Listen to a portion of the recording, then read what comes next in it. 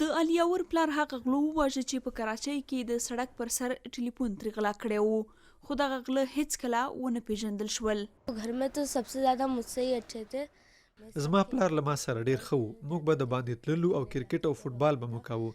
هغه به له ما سره د ویډیوګانو په جوړولو کې مرسته کوله. एडिटिंग करते थे वो, मेरी वीडियोस वही बनाते थे, मैं बनाता हूँ अपनी.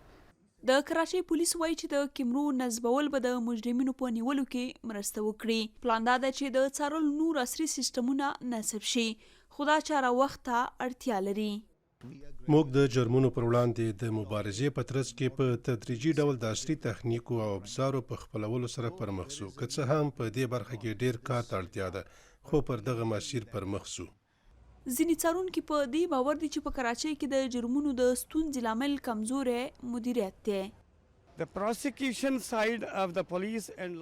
د پولیسو او قانون نافذونکو ادارو تعقیبي اړخ ډیر کمزوری دی.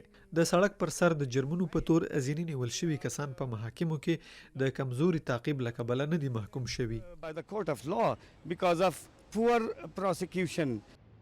خو چارواکي ټینګار کوي چې د جرمونو کچه راټیټه شوې ده. In the month of January this year, سکال په جنوري کې په کراچۍ کې د موبایلونو د تښتولو 2300 پیښې وي. په فبروري کې دا ډول قضیې بیا 1980 وي. په مارچ کې 1800 او په اپریل میاشت کې بیا 1340 پیښو ته راټیټې شوې دي. it went down to 1340 cases.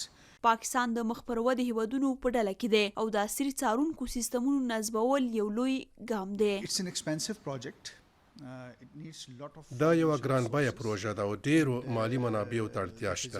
د دې امکان ارزونه څو کاله دمخه شوې وه او ښایي په لوړه کچه تصمیم نیونکو د مناسبې پریکړې په ترسره کولو کې ناوخته کړي وي.